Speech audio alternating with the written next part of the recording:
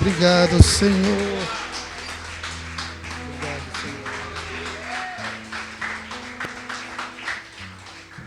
Pode se sentar, irmãos.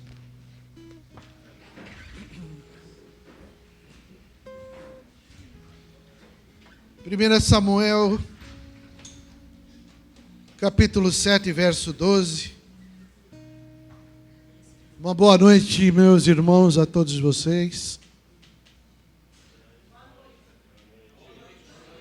Opa, pensei que eu estava sozinho aqui. Arrebataram a igreja e eu fiquei sozinho. Uma boa noite a todos. A graça e a paz sobre todos. Eu encontrei teus altares, Senhor, Rei meu e Deus meu.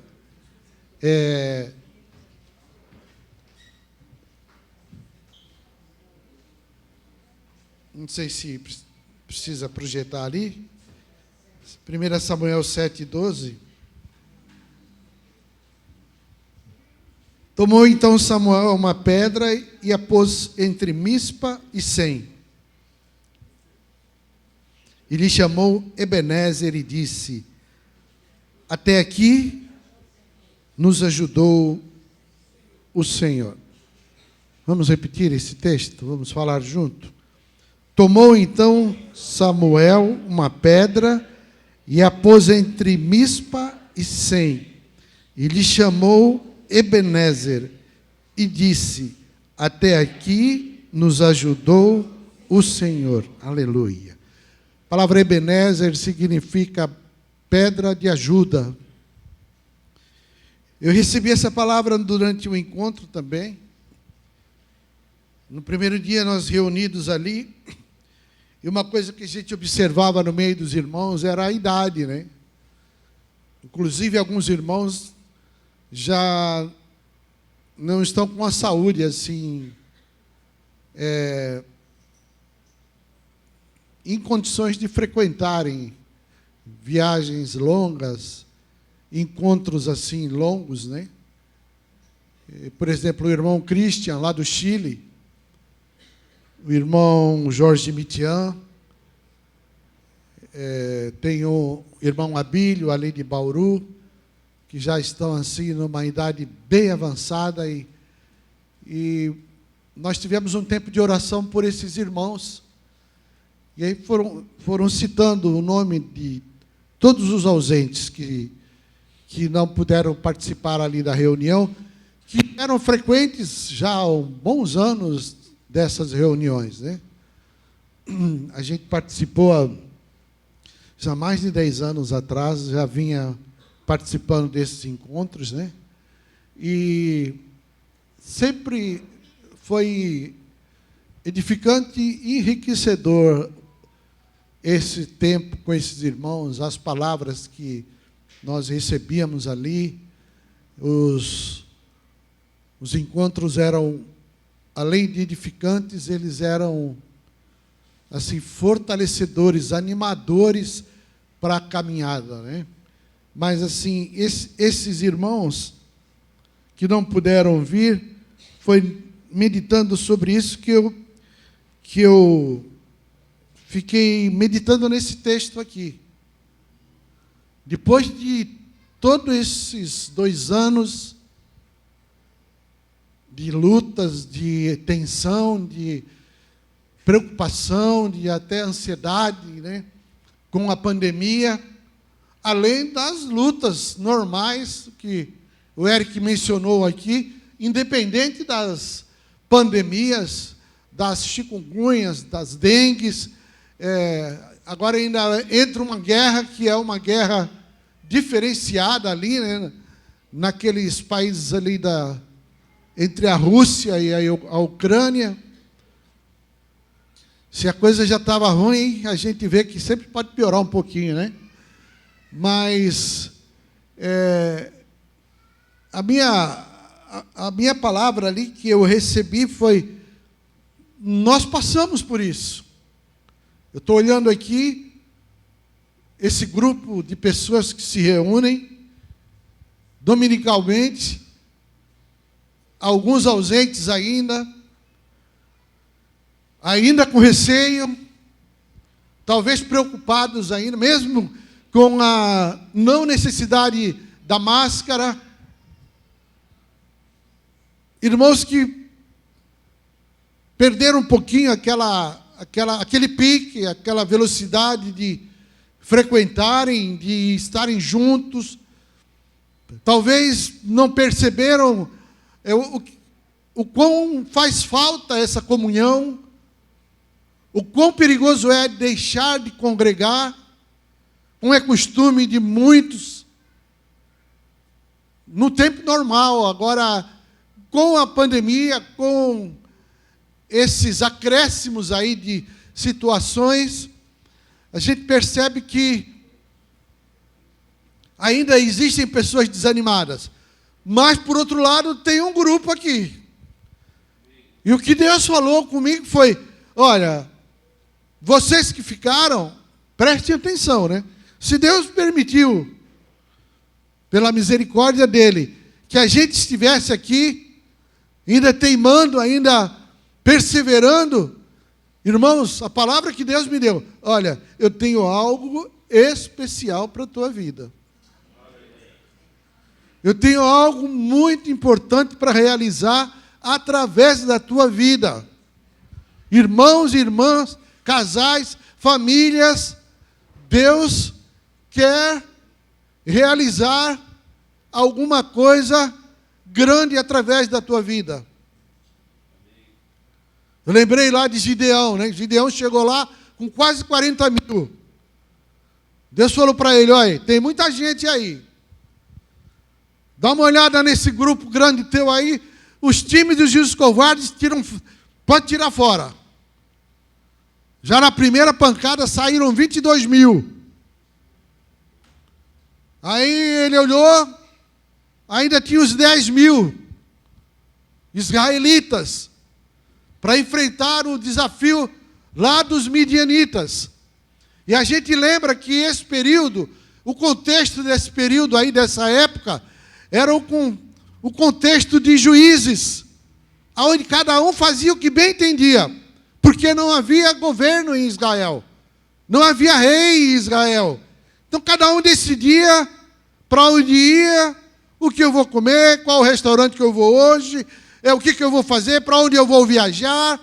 Eu decidia sem consultar a Deus. E aí vinha a opressão. Opressão. Em seguida da opressão vinha o arrependimento. O povo se quebrantava, pediu socorro para Deus. Deus levantava um juiz, socorria aquele povo, trazia o povo para a bênção de novo, venciam aqueles inimigos que se levantavam contra eles. E aí o Senhor colocava paz. O Senhor trazia momentos de paz. Eram 20 anos de paz. Outro período foram 40 anos de paz. Mas voltava a paz, caíam novamente na desobediência. Esqueciam-se de Deus. Aí vinha a opressão, vinha outro povo para prejudicar, para causar prejuízos à nação de Israel. O povo clamava, se arrependia, e Deus levantava outro juiz. Gideão foi um desses. Mas voltando no tema aqui, que os 10 mil, Deus fala: olha, tem muita gente ainda. Manda o povo tomar água ali no riacho. Tem esse lugar até hoje. Na história ali, os irmãos estavam mostrando outro dia essa passagem aí.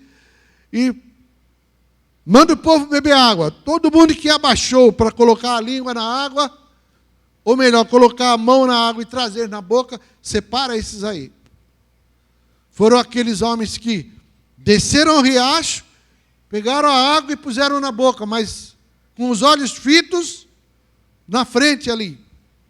Aqueles que abaixaram se distraíram, perderam o foco, perderam a concentração. Aí Deus pegou e falou para Gideão: olha, esses 300 separa, Gideão pensou, 300? Contra os midianitas? Aquela multidão? Contra aquela multidão, só esses 300 valentes aí. Eu quero dizer para você que, se você está se segurando até hoje, está perseverando, está sabendo que sem Jesus você não vai a lugar nenhum, sem o Senhor, sem encontrar os seus altares, você vai perecer. Você está no lugar certo. Preste atenção nos sinais que o Senhor está nos dando. Todo mundo sabe a história, o que aconteceu, como foi aquela vitória tremenda ali de Gideão. Gideão, com todo aquele temperamento dele, né? Eu não sou ninguém. A minha família é a mais pobre de Israel. Então eu não quero saber da tua condição. Sou eu que vou à frente de vocês, como nós ouvimos. Eu que vou vencer essa batalha aí. E aconteceu o que aconteceu, né? Então, se você está aqui, preste atenção naquilo que Deus vai realizar através da tua vida. Fique ciente de que covarde e tímidos não fazem parte do grupo de discípulos que Jesus vai usar nesses últimos dias.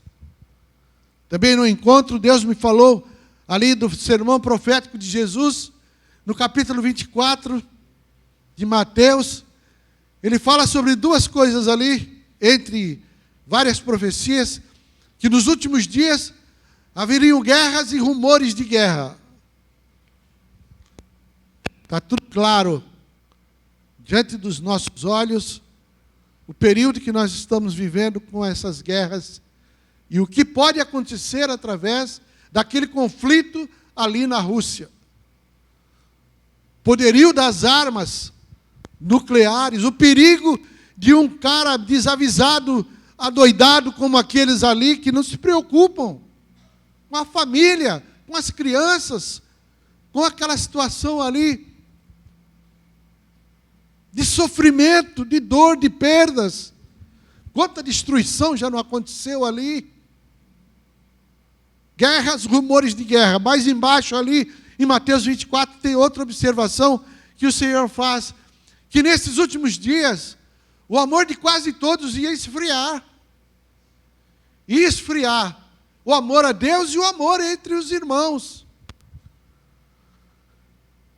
Deus também falou que a igreja dos últimos dias vai enfrentar a pior geração de vidas que precisam ser alcançadas. O desafio que a igreja recebe do Senhor nesses dias é o desafio maior que você pode imaginar, porque o ser humano, ele está chegando num ponto aonde você, quando acha que já foi feito de tudo, a cada notícia que você percebe, acontecem horrores e horrores.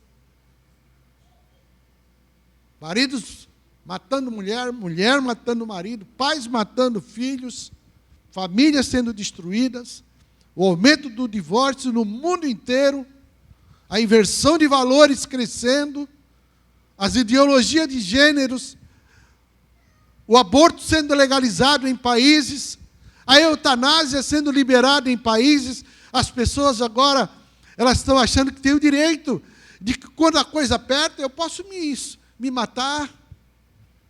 É o suicídio assistido.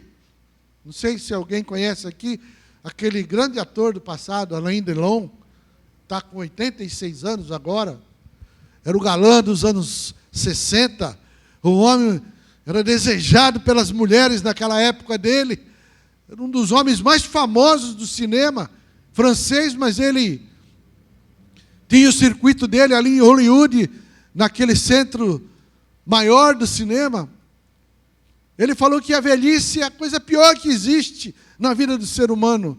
Mas, na verdade, ele se esqueceu que a vida sem Deus, que é a pior situação que pode acontecer com o ser humano. Então, ele está tendo ali na Suíça, como é liberado ali a eutanásia, ele está preparando com um filho esse suicídio assistido. é que ele não aguenta a velhice. Ele não suporta a velhice. Irmãos, quem está sem Deus nesses últimos dias, está precisando da gente. Está precisando da igreja. Falei outro dia, cada lugar que você entra, tem um lunático te esperando ali. Tem alguém esperando um discípulo para abrir a boca e falar do amor de Deus. Mas precisa de gente valente. Precisa de gente ousada. Precisa de pessoas concentradas. Estava meditando sobre essa palavra e Deus me levou a essa situação de concentração. Há uns anos atrás, era fácil você pegar uma Bíblia, ir para um canto, meditar, estudar, anotar. Hoje há uma correria desenfreada tão grande que apareceu mais uma doença no meio da nossa geração, chamada DDA. O que significa isso? Déficit de atenção. Como se define isso, né? As pessoas querem tudo no instantâneo. As pessoas estão fazendo várias coisas no mesmo tempo. As redes sociais, elas levaram as pessoas a serem conduzidas por ela e não as pessoas administrarem as redes sociais. Então, as pessoas, elas estão sendo conduzidas. Perderam o controle e perderam a concentração. Irmãos, se tem algo, irmãos e irmãs, se tem alguma coisa que é prejudicial, que é nociva para amadurecimento e crescimento da nossa vida, é a falta de concentração. Quando você lê, você não lê.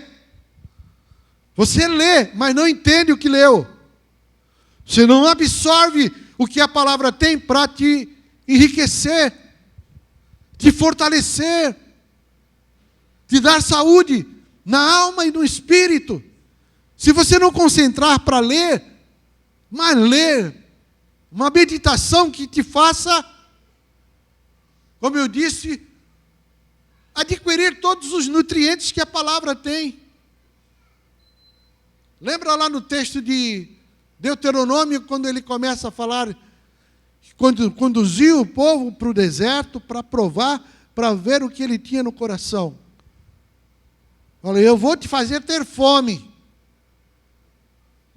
para te sustentar com o maná que nem tu nem teus pais conheceram, para que você possa entender que nem só de pão o homem viverá, mas de toda a palavra que sai da boca de Deus.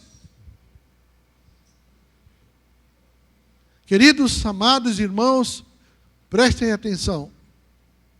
Eu estou vendo aqui os buracos que tem aqui, as cadeiras vazias que tem aqui.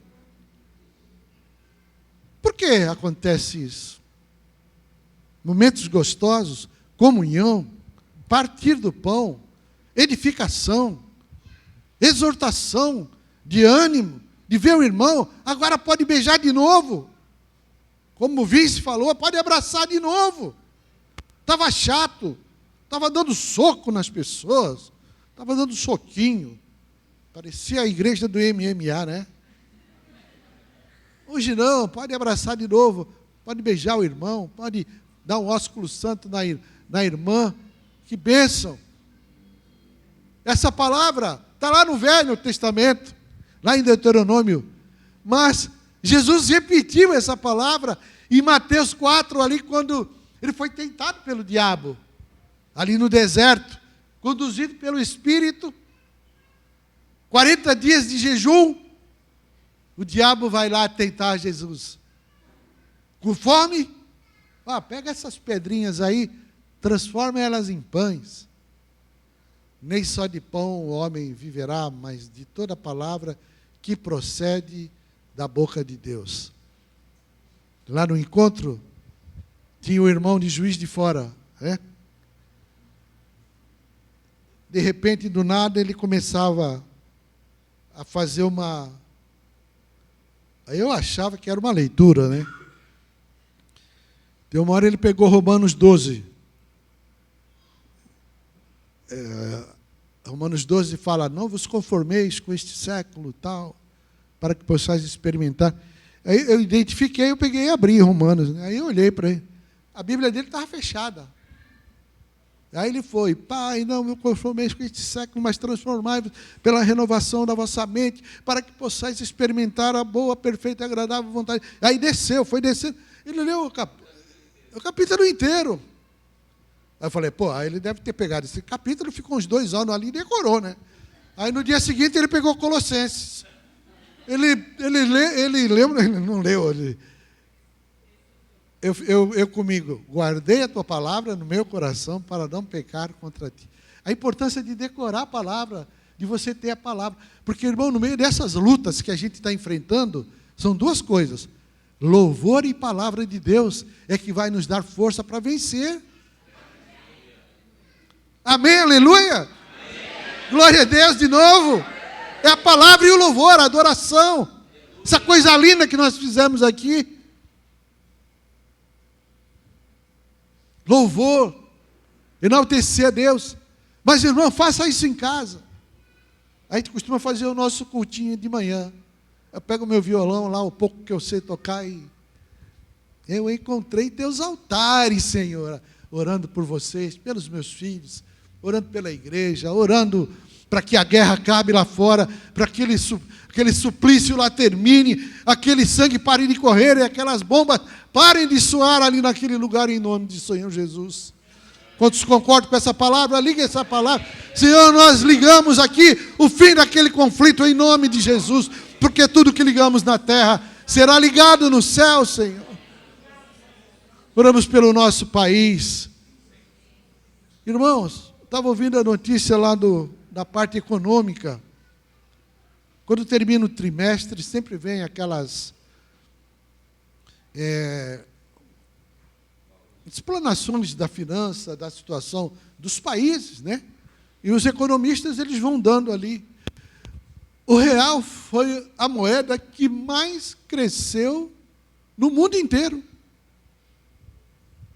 No meio de pandemia, no meio de guerra, no meio de uma oposição terrível, 24 horas por dia, tentando denegrir o governo eleito pelo povo, o nosso agronegócio crescendo para todo lado, as empresas produzindo, enriquecendo, Petrobras dando lucro, Portobras dando lucro,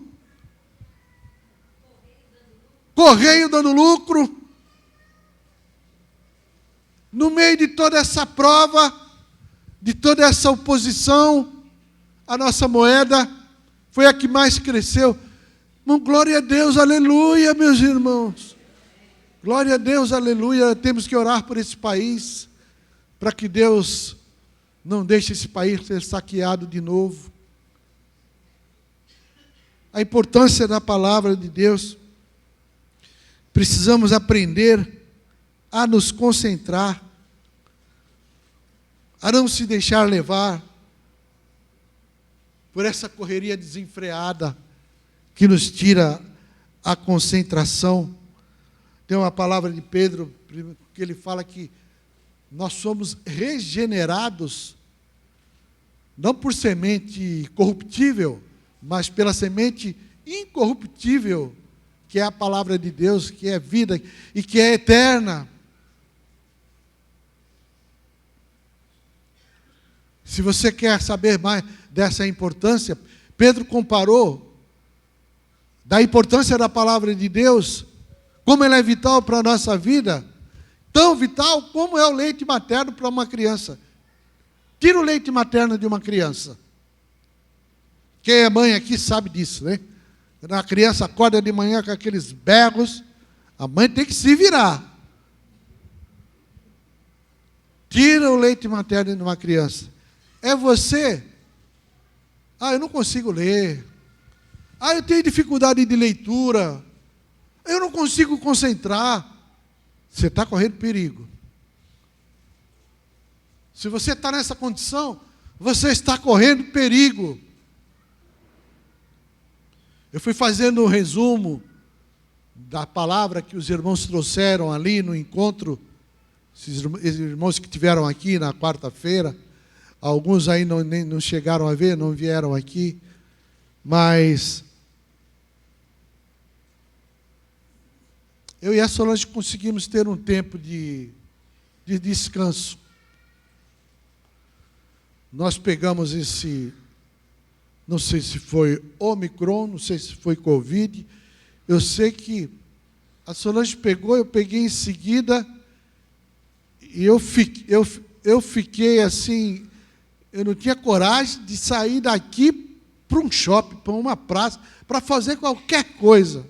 Prostrado, falei, acho que chegou meu tempo. Falei, meu Deus do céu. E aí começava a ver os irmãos, né, também, que Jorginho, o próprio Beda, testemunhando quando eles tiveram essas experiências. Mas, como diziam os ditados populares, eu queria que o mundo acabasse em barranco para mim morrer encostado em alguma coisa. E a gente tinha costume de sair, viajar. Falei, como é que eu vou viajar? Eu não aguentava viajar. Estava com um problema aqui dos que são, que é o problema dos homens, né? As mulheres têm as áreas dela. E do homem, quais são os desafios do homem?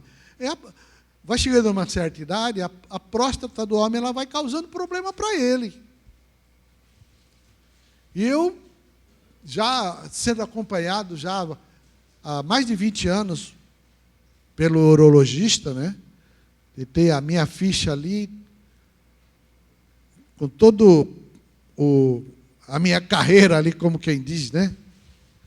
E foi chegando num determinado momento aí, eu não aguentava dirigir daqui até a ponta da praia com o carro, porque aquilo me dava um incômodo, eu não conseguia. E eu não consigo viajar, não consigo descansar. Que a gente costumava sempre fazer. Ia para uma praia, ia para um hotelzinho qualquer aí, para dar uma descansada. E orando, pedindo a Deus misericórdia para Deus esclarecer e Deus curar. E acompanhamento médico, comecei a tomar os remédios. Eu sei que foi passando alguns dias, eu fui sentindo assim, uma melhora. E cada dia mais animado. E as coisas aqui por baixo também melhorando. Eu falei, acho que eu consigo dirigir. Ele foi indo. Nós fomos comemorar o aniversário da Cíntia de 40 anos aí no interior, no hotel. E aí eu peguei o carro. Mas a minha atenção e a minha preocupação, que eu não dirigia há muito tempo, assim, não é tão longe, né? 300 quilômetros aproximadamente. Irmãos, eu fiz os 283 quilômetros, não senti absolutamente nada. Eu não aguentava andar meia hora de carro aqui na cidade. Fomos, voltamos, aproveitamos os dias ali, descansamos, saímos de lá renovados. Eu fiz exame na segunda-feira, já está pronto agora, vou pegar amanhã. Eu não sei o que vai dar ali. Mas dia 19 eu retorno para o médico. Mas assim, a igreja tem orado aqui, eu tenho me mexido aqui para Deus, da mesma forma que tem curado a muitos aí. Eu creio que alguma coisa aconteceu, mas a nossa vida está nas mãos de Deus. Eu creio que alguma coisa de bom aconteceu. Eu quero tomar posse dessa vitória também. Em nome de Jesus. E quero declarar que Deus está aqui conosco e o Senhor Jesus está passeando aqui para curar. Eu entrei aqui com a palavra cura. Deus quer curar, quer restaurar. Deus quer curar a tua vida de tudo que está tentando te incomodar e te tirar da centralidade desse propósito que Ele tem para você. Se Ele deixou você vivo depois dessa luta, depois dessa batalha aí, irmãos, novamente, Ele tem algo especial para a tua vida. E eu olhava aqueles velhinhos lá, Deus tem alguma coisa para esse povo. Para esses que estão bem mais com idade do que eu, né? Estavam na faixa de 80, 83, acima de 80. Mas nessas viagens a gente costuma também fazer o quê? Eu separo uns 3, 4 livros, separo os teus aí, a Solange separa os dela, eu ponho na mochila e a gente leva. E na viagem a gente pega e escolhe ali. Como eram os irmãos do CMT que vinham, eu levei o livro do Christian Romo, que ele escreveu há uns anos atrás aí, A Igreja em Restauração. Estou falando isso porque a palavra que tem sido dirigida para nós aqui, dominicalmente, é sobre a igreja. Perseverar na doutrina dos apóstolos, na comunhão, no partir do pão, nas orações, ter tudo em comum. Como a gente se enquadrar nessa linha ali, quando Atos dos Apóstolos nos dão o norte para nós ali, a igreja caminhava em paz, no conforto do Espírito Santo, crescendo em número. Eu peguei aquele livro, falei, como fala de igreja, levei.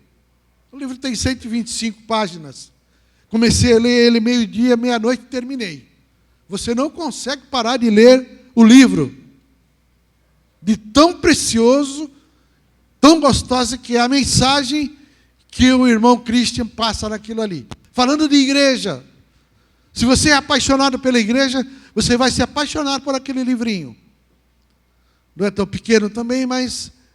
E ele conta toda essa trajetória desses irmãos, das renúncias que foram feitas, eles quando se converteram, quando foram cheios e batizados com o Espírito Santo, o encontro com os irmãos da Argentina, Chile e Argentina, depois os irmãos do Brasil, chegando em Porto Alegre, ele vai falando o nome daqueles irmãos, e você vai vendo toda a luta. Ele fazia parte de uma empresa como a Petrobras do Chile. Ele tinha sido promovido de uma remuneração super boa. Ele abandonou tudo. Quando ele foi cheio do Espírito Santo de Deus, ele deixou aquilo, renunciou àquilo, pediu as contas, os companheiros de trabalho. Rapaz, você ficou doido? Começaram a achar que ele ficou meio... Mas ele tinha uma convicção, irmão, que Deus tinha uma missão para aquele homem. Deus tinha uma tarefa para ele. Nessa trajetória de edificar a igreja no Chile, na Argentina, no Brasil, no Peru, depois Europa, Estados Unidos, Canadá. Esse homem percorreu já vários países no mundo inteiro. Só que chegou uma hora, nesse trajeto dele,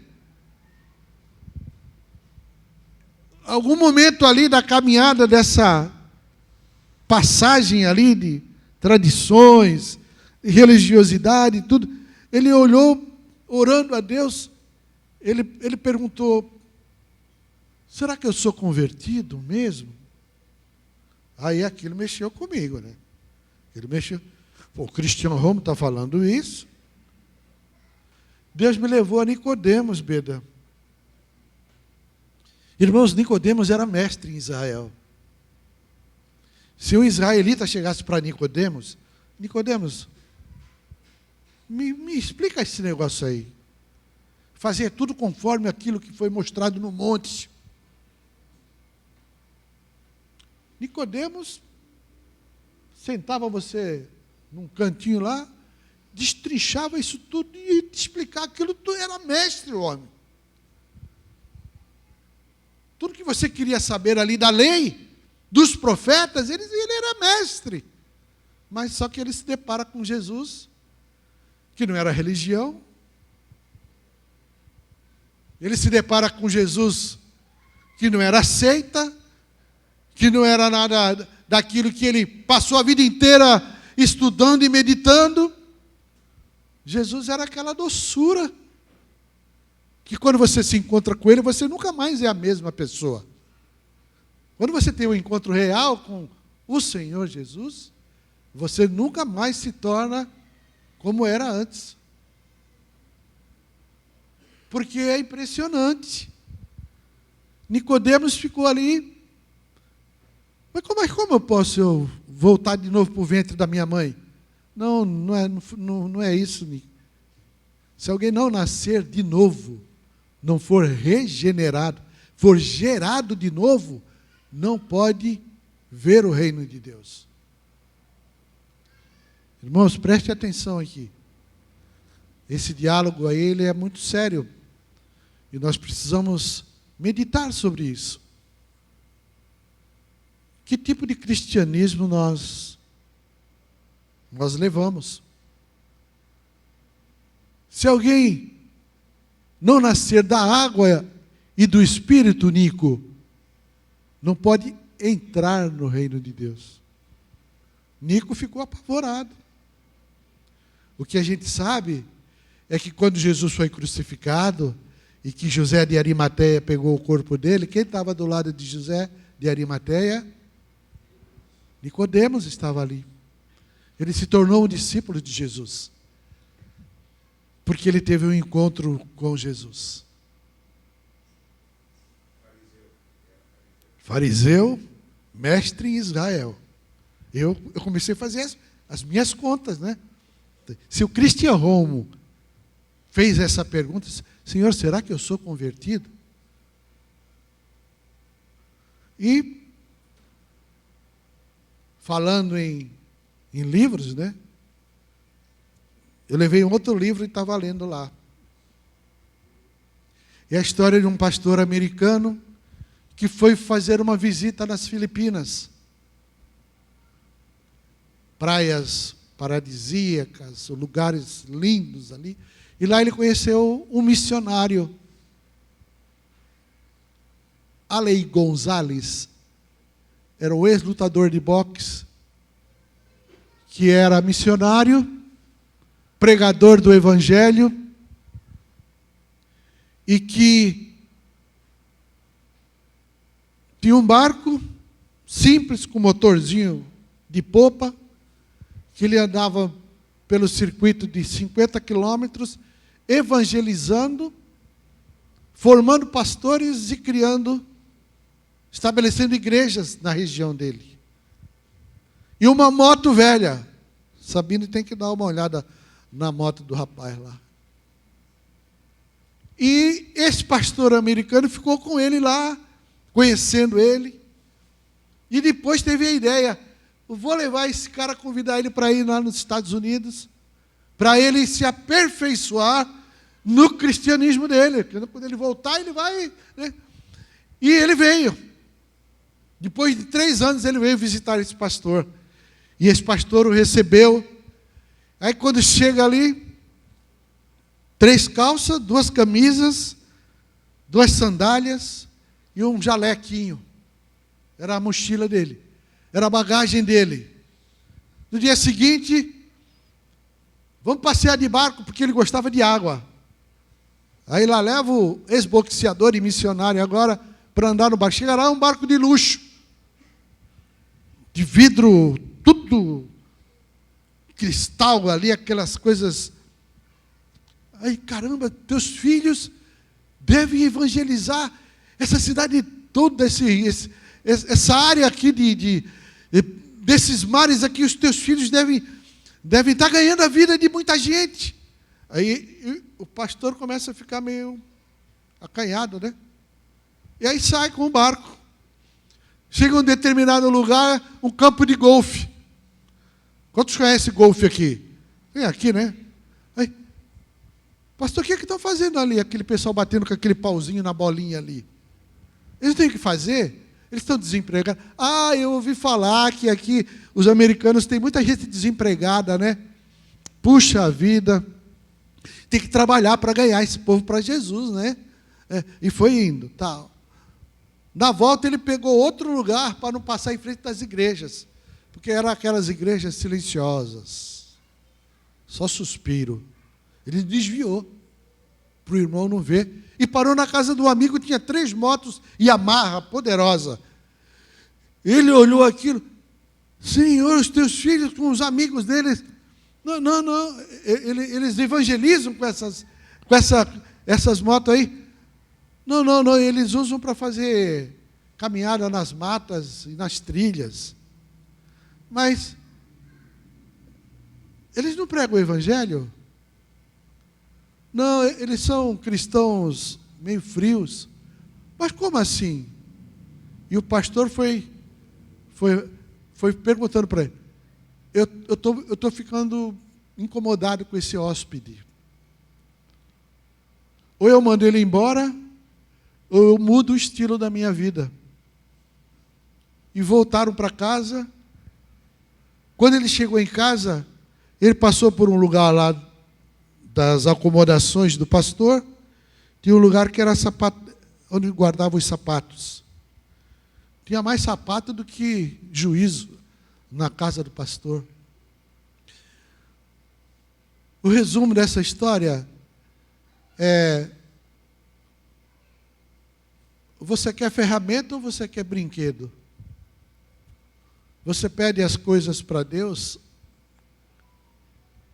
para a ferramenta, para usar para o louvor da glória de Deus, né?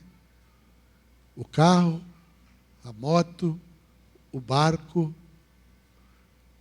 os vários pares de sapato para andar por toda parte, fazendo bem, curando todos os oprimidos do diabo.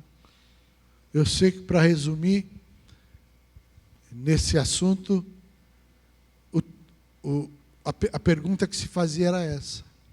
Nós estamos usando muita coisa para satisfação própria, para o deleite nosso. Carros, muitas roupas, muitas calças, conforto, motos 0 quilômetro, mas inoperantes para o reino. Você está incomodado, né? Mas eu também estou. Estou pensando até agora se eu estou usando as coisas como brinquedo ou se eu estou usando para ferramenta. Eu não quero te desanimar, não, porque você que está aqui, você faz parte daqueles 300 de Gideão ali. Se você segurou as pontas até agora, é porque Deus vai usar a tua vida. E eu quero profetizar que você vai usar as coisas agora, não como um brinquedo, você vai usar para a glória de Deus. Se Deus te deu saúde, olha que morreu gente nova, hein? Olha que Deus levou gente com saúde, forte, mas deixou você aqui. Você já parou para pensar sobre isso? Por que Deus não me levou? Para mim ficar brincando aqui? Com o meu carro, com meus bens, para ir para o shopping, me alimentar, vou e volto e não falo de Jesus para ninguém. Eu estou incomodado também. Eu estou pedindo perdão para Deus esses dias todos, pela cura que Ele tem me dado, pelos benefícios que Ele tem derramado sobre a minha vida, sobre a minha casa, a minha família, sobre as bênçãos que Ele tem derramado sobre vocês. Mas eu queria exortar você que está firme, você que está apegado aí ainda em Deus, a fazer uma oração séria com Deus, além de pedir a misericórdia dEle.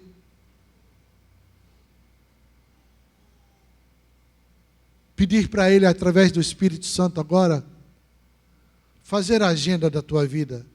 Fala aí, agenda, lembra dos pastores, né? Um estava indo para o Canadá, outro estava indo não sei para onde, mas nós também temos uma agenda. Nós vamos para cá, para lá, nós vamos para o mercado, nós vamos, viajamos, passeamos, a gente também faz a nossa agenda. Mas quem é que está dirigindo a nossa agenda? Somos nós ou é o Espírito de Deus que está dirigindo a nossa vida?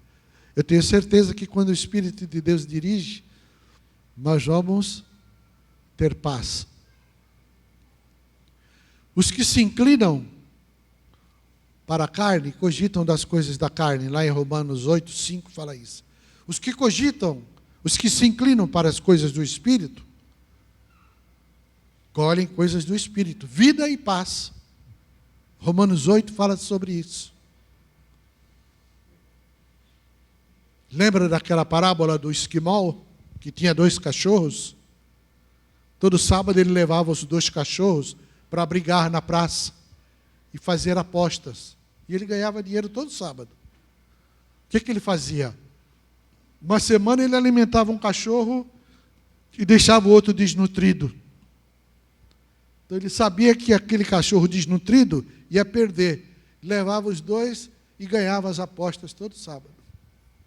Todo sábado ele ganhava dinheirinho em cima dos cachorros. Porque ele sabia qual era o forte e o que ia ganhar. Isso está falando para nós. Quando nós alimentamos o Espírito, a gente colhe vida e paz. Quando a gente alimenta a carne, a gente colhe morte, morte espiritual. A gente desanima. A gente vai fazendo a nossa agenda. A gente vai ditando as regras para a nossa vida. E vai trazendo consequências sérias que causava lá no tempo dos juízes. Lá naquele tempo não havia rei em Israel. Mas hoje aqui nós temos um rei. Nós temos o rei dos reis. Nós temos o rei da glória. E eu quero me prostrar diante desse rei da glória. E eu peço que você se prostre diante desse rei da glória. Ele está falando conosco hoje. Eu quero dirigir a tua vida. O Espírito de Deus está falando aqui nessa noite. Eu quero ser a tua agenda. Eu vou fazer a tua agenda. Eu quero orar por você. Se você quiser receber a oração, eu quero que você se levante. Vem aqui. Já não tinha chamado mais aqui, mas eu quero... Se você ficou tocado com essa questão da agenda, do brinquedo ou ferramenta, eu queria orar por você, para Deus fazer a correção necessária que Ele precisa fazer na nossa vida. Em nome de Jesus, você pode sair do teu lugar que eu quero orar por você.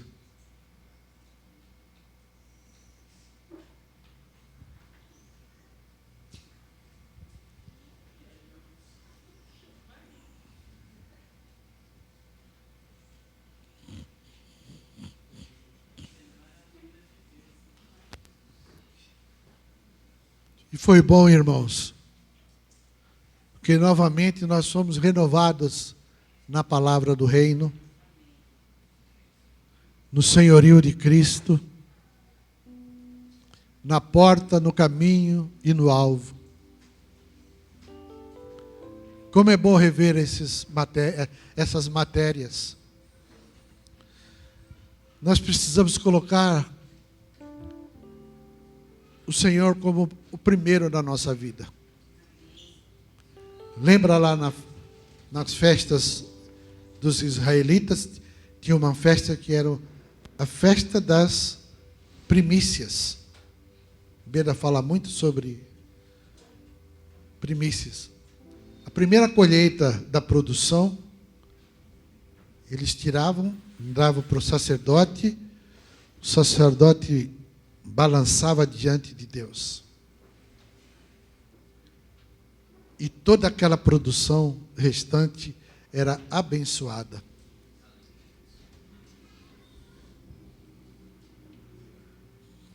Honra o Senhor com as primícias de toda a tua renda. Não vamos recolher dízimos e ofertas, não.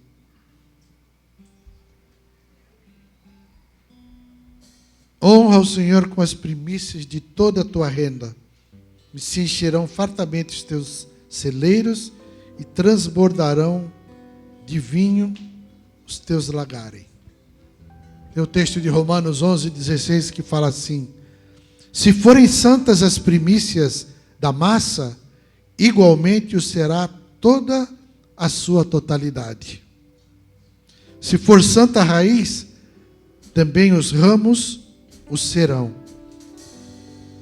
Quando nós reconhecemos que tudo que a gente recebe de Deus, tudo veio das mãos dele e tudo é dele, e nós somos fiéis nos dízimos, nas ofertas, quando você tira o dízimo, todo aquele restante é abençoado por Deus. Deus, ele precisa ser sempre o primeiro lugar na nossa vida.